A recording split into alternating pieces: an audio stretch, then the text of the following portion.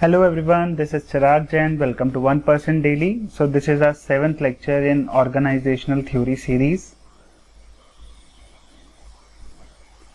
So we were discussing evolution of organizational theory, which we will continue in this video. हमने classical theories and neoclassical theories discuss कर ली हैं, and in this lecture we will discuss modern management theories, which includes two approaches. पहली है system approach given by Boulding, Johnson and others in 1950 एंड दूसरी है contingency approach given by Lorsch, Lawrence and others. So modern organisation theory, देखो इसको हम modern environment theory बोलते हैं, ऑर्गेनाइजेशनल एनवायरनमेंट थ्योरी बोलते हैं और मॉडर्न मैनेजमेंट तो बोलते ही हैं. ठीक है. These theories focus on both micro and macro aspects affecting business environment which classical and new classical theory fail to do. देखो जब हमने लिमिटेशन डिस्कस करी थी क्लासिकल और न्यू क्लासिकल थ्योरीज की, वहां पर एक पॉइंट था कि उन्होंने मैक्रो एस्पेक्ट या फिर एनवायरनमेंट को बिल्कुल ही इग्नोर कर दिया है. ठीक है. जो मॉडर्न ऑर्गेनाइजेशन थ्योरीज में बहुत अच्छे से डील किया गया है, माइक्रो भी एंड मैक्रो भी. ठीक है. It focuses on open system of organisation. Open system का मतलब ये होता है कि the organisation which will continuously dealing with its internal and external environment. ठीक है. डायनामिज्म एंड एडेप्टेशन का ध्यान दिया है and probabilistic and integrated approach दिया है. ठीक है. अब इसमें जो पहली अप्रोच है that is system approach. System approach, this approach views an organisation as an inter related parts with a unified purpose surviving and thriving in its environment. मतलब एक ऑर्गेनाइजेशन को इंटर रिलेटेड पार्ट्स की तरह देखा गया है which makes up an entire organisation. Main thrust is an interdependence and interrelatedness. अब जो भी सब सिस्टम है सारे, ये आपस में इंटर रिलेटेड भी हैं और इंटरडिपेंडेंट भी हैं. ठीक है. From point of view of effectiveness of larger system. अब क्या क्या फीचर्स है सिस्टम अप्रोच के? First is organisation is an unified and purposeful system. एक यूनिफाइड एंड पर्पसफुल सिस्टम है consist of several interconnected and interacting sub systems. Each sub system influences other and system as a whole. हर sub system जो है वो एक दूसरे को भी इंपैक्ट करता है और पूरी ऑर्गेनाइजेशन को भी इंपैक्ट करता है. Third feature is collective contribution of these sub system is greater than aggregation of individual contribution. क्या बोल रहे हैं? जब सारे सब सिस्टम मिलकर काम करते हैं तो जो काम हुआ है, ठीक है, कलेक्टिव एफर्ट से, that is always always greater than सबके इंडिविजुअल काम को अगर आप प्लस भी करोगे तब भी. ठीक है. Every system has a boundary that separates from its environment. This boundary determines internal and external factor to the business.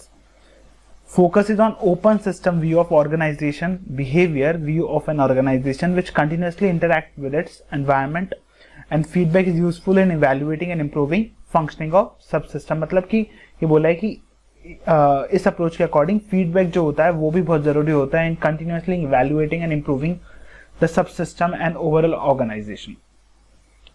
System approach के क्या क्या कॉन्ट्रीब्यूशंस हैं? First, examines inter relationship and interdependence among various parts of organisation.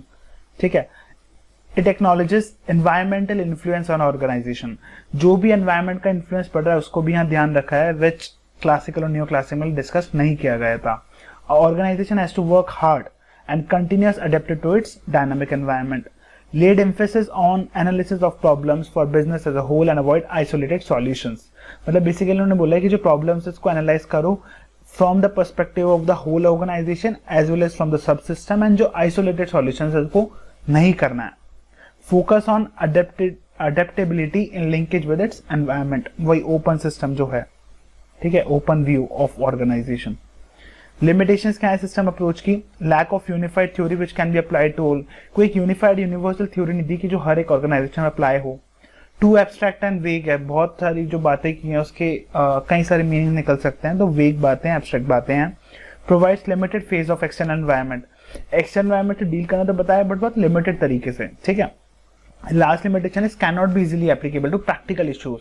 कई सारे practical issues पे हम बहुत easily applicable ये सिस्टम अप्रोच नहीं है. फॉर एग्जाम्पल इन्होंने बोला है कि एक्सटर्नल एनवायरनमेंट को ध्यान में रखकर डिसीजन लेना है, बट ये नहीं बताया कैसे लेना है, कैसे ध्यान में रखना है. ठीक है.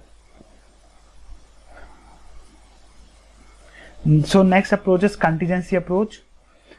It is an extension to system approach with more open view. System approach का एक part है with much more open view. Basic idea behind it, non-existence of any particular managerial style or organizational design which may be suitable for all organizational goals and situations.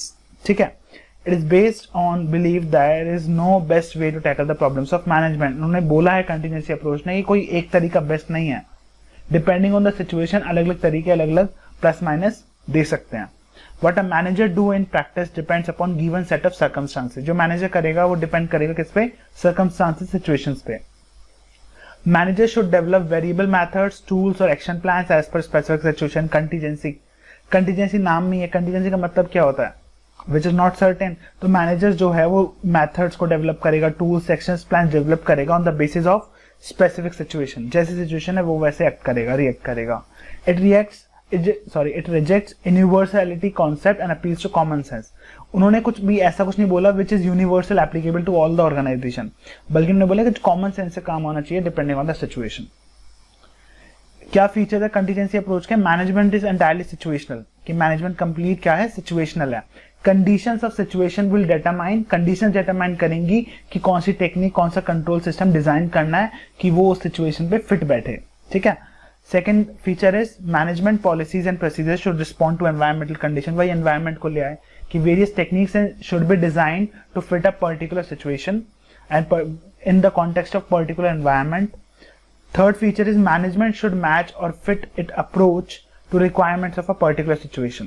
ठीक है, मतलब management को क्या करना है कि जो पर्टिकुलर सिचुएशन के हिसाब से जो एक मॉडल डिजाइन करना है which will fit to that particular situation in order to solve the managerial problems. ठीक है, this is the contingency approach. अब इसकी यूटिलिटी क्या है? Provides clear view of realities of managerial job. First, second, avoids organic stand and exhorts managerial judgment in light of environment. मतलब कोई भी organically उन्होंने कुछ नहीं बोला कि एक सिस्टम बना दिया और बोला कि ये लगाओ तो अच्छा रहेगा, ऐसा नहीं बोला. उन्होंने बोला है कि मैनेजर डिसाइड करेगा इन the context of that particular situation कि एनवायरनमेंट को ध्यान में रखिए क्या बेटर है और क्या अच्छा रहेगा ऑर्गेनाइजेशन के लिए. Third utilities, avoidance horizons of manager and make them alert and adaptive. बताया किससे alert and adaptive? To its external environment.